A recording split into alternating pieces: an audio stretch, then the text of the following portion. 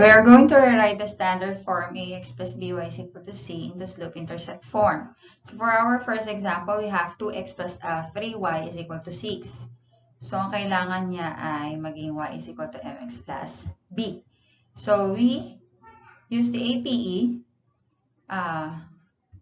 in 2x.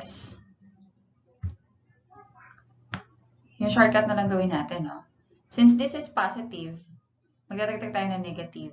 At magdadagdag din tayo ng negative dun sa kabilang side ng equation. Magiging 0 na yon. So, hindi na natin susulat. Dito na tayo maglagay ng negative 2x. And then, plus 6. And then, divide both sides by 3 since 3 ang numerical coefficient nito.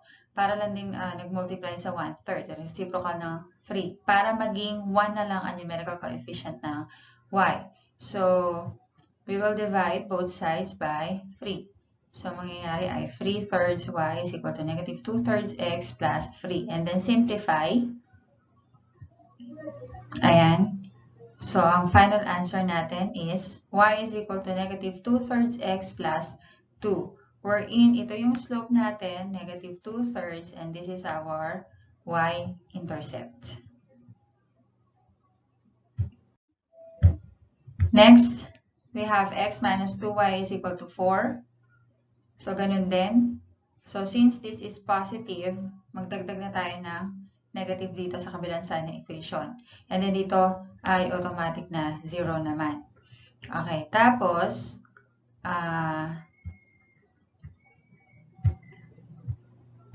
yung numerical coefficient ng y is negative 2.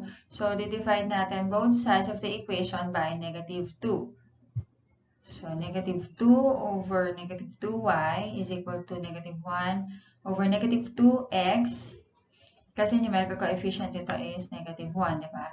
Plus 4 over negative 2. And then simplifying. So, the final answer is y is equal to 1/2 x minus 2. So, our slope is 1/2 positive. And our y-intercept is negative 2. Since this is positive divided by negative, it will give you negative.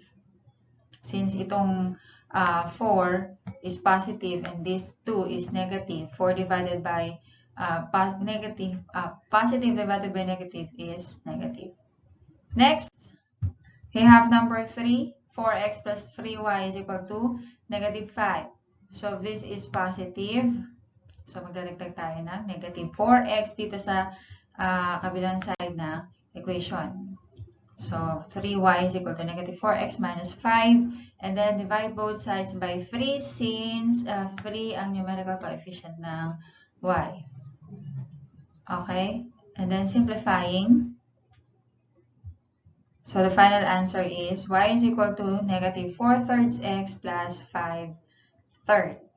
Okay lang na maging fraction, kasi ito naman fraction yung natin. Okay, so the slope is negative 4/3. So the graph is decreasing, and then this is our y-intercept. Kung mahihirapan sa pag-graph ng fraction, change it into decimal number. Pwede. And then for our last example, we have 7x minus y is equal to 2. So, this is positive ulit. So, gagawa tayo ng negative 7x. Magdadagdag tayo ng negative 7x doon sa kabilang side ng equation. So, this will become negative y is equal to negative 7x plus 2. And then, since negative to, wala naman tayong gagawin natin yung positive. So, divide both sides by negative 1. Since negative 1 is the numerical coefficient of y. Okay, so negative y. So, simplifying, negative divided by negative is positive. Negative divided by negative is positive. Okay, simplifying, y is equal to 7x minus 2.